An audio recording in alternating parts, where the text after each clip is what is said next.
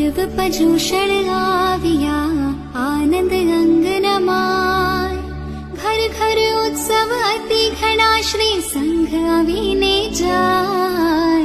पर्व पजूषण आविया आनंद अंगन माय।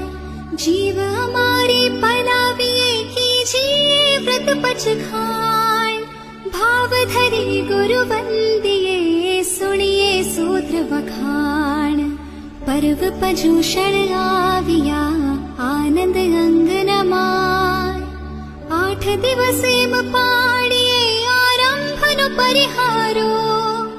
नावण धोवण खंडन लीपण पीसण रेवारो।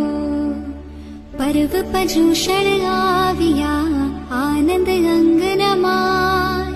शक्ति होय तो पच्छ किए 28 अति सारो।